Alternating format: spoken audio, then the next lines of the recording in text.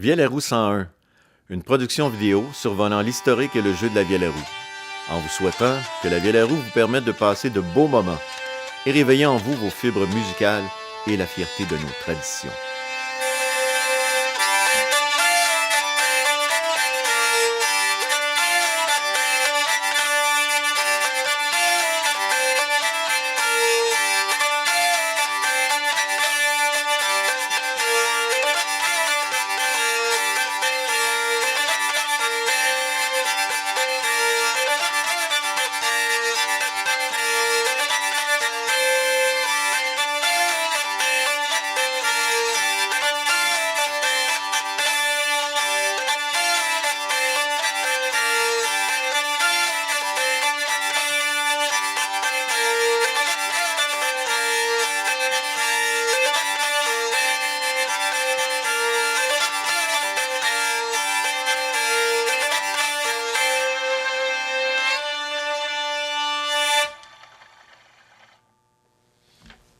Une Vielle-la-Roux, ça s'appelle une Vielle-la-Roux.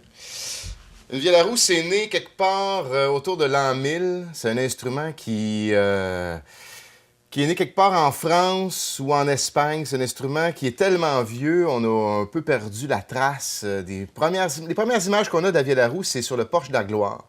Saint-Jacques-de-Compostelle, les pèlerins s'en vont. Il y a 5 instruments gravés sur la pierre, dont la Vielle-la-Roux.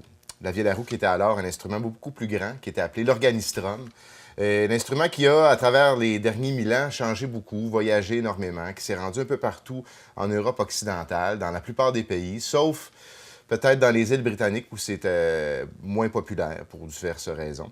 L'instrument a passé d'instrument de musique d'église à instrument du diable, instrument au bas Moyen-Âge qui était considéré comme l'instrument du diable, ouais, des mendiants. C'était l'affaire la pire qui pouvait arriver, c'est de jouer de la Vielle-la-Roux.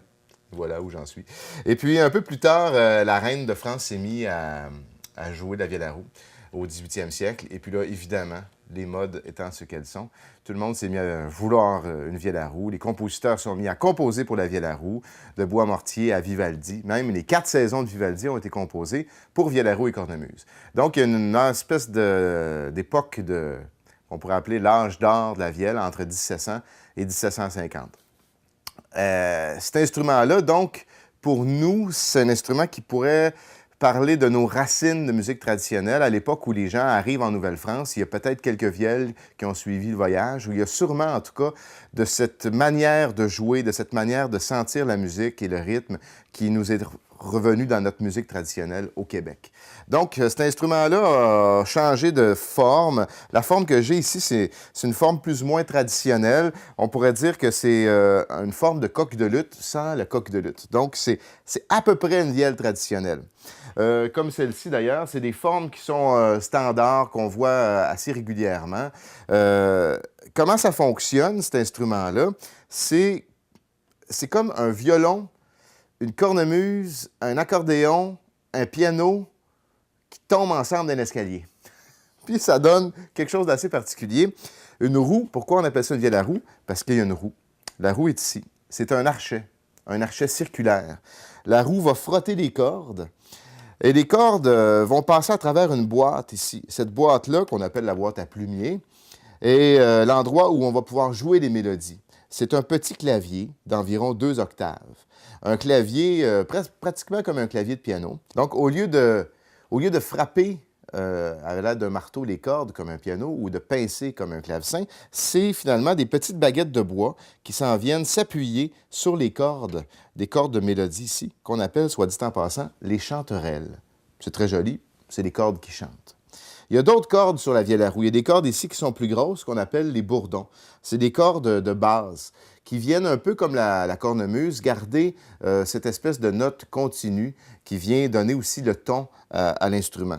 Il y a plusieurs sortes de bourdons, plusieurs tonalités possibles. De l'autre côté de la Vielle-la-Roux, il y a ici des cordes qu'on appelle les trompettes. C'est des cordes qui vont faire actionner des petites pièces de bois, qu'on appelle les chiens. Je vais vous montrer pourquoi. Parce que ça ressemble à un chien. Ce petit chien-là a la tête dans sa niche et il va venir faire une percussion.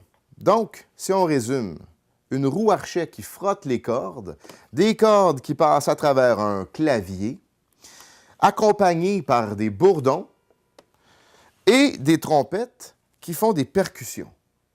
Tout ça, ça va faire un son assez large, tellement complet que c'est un instrument qui était d'ailleurs reconnu pour être un instrument soliste, un instrument parfait pour chanter, accompagner le chant, pour faire des marches, des mariages. C'est un instrument qui était très populaire. Il est encore populaire en France. Ici, en Amérique du Nord, c'est assez rare. Donc, pour faire entendre un peu comment ça sonne, l'instrument, si je tourne la roue, sans faire autre mouvement que ce mouvement continu, je vais avoir ce qu'on appelle des pédales, des cordes ouvertes.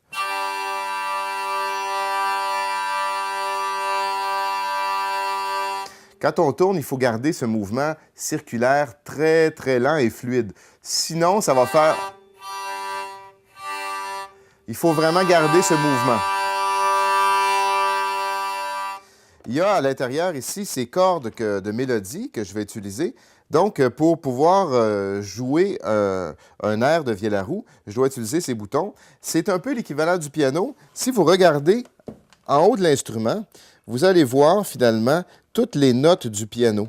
Donc, on peut se retrouver un peu, même si on ne voit pas les notes dessous, ici, toutes les petites clés, on ne les voit pas, on va les voir par au-dessus. Donc, si je veux